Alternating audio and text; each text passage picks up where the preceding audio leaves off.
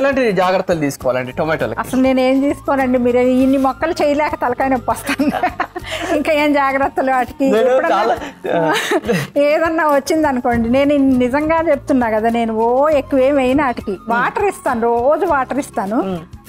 అదే ఆవు అది ఆవు పేడ లేకపోతే గొర్రె పేడ, గొర్రె మాన్యూరు అది ఇస్తా అంతే. ఇంకా ఏమీ ఇవ్వను. ఎప్పుడన్నా ఇది అది ఉంది చూడండి, చిక్కుడు మొక్కలకు మాత్రం అవి పేను బంక్ వస్తా ఉంది.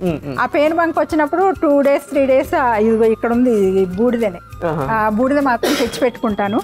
ఆ బూడిద జల్లేస్తా పోతుంది. బూడిద అనేది మనం ఏ టైంలో ప్రాపర్ ఈ టైంలో చల్లితే బెస్ట్ అంటారు కదా?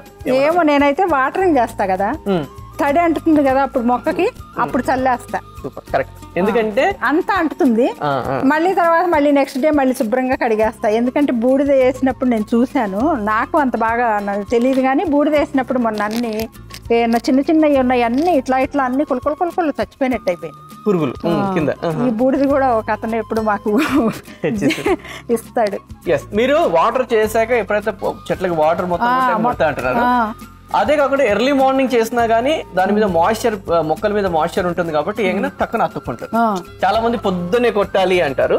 సో అలా కాకుండా ఎలాగో మార్నింగే చేస్తాం కదండి వాటర్, ఎర్లీ మార్నింగ్ చేస్తాంగా. చేసినప్పుడు మొత్తం అంతా స్ప్రెడ్ అవుతుంది కదా వాటర్, అప్పుడు బూడిద ఇలా చల్లేస్తే అయిపోతుంది. అలా అయినా చేసుకోవచ్చు. లేదు ఈవినింగ్ మాకు పని పొద్దున బిజీ ఉన్నాము, ఈవినింగ్ అంటే వాటర్ కొట్టి అట్లా నేను అలానే చేస్తాను. ఎందుకంటే మళ్ళీ ఒకసారి చల్లి అది జారిపోతుంది, పౌడర్ లాగా ఇది అవుతుంది. వాటరింగ్ చేసినప్పుడు ఒక కవర్ లో ఇట్లా పట్టుకుని ఆ మొక్కకు అట్లా వేసేసి ఇంకో దగ్గరికి వెళ్ళిపోతారు.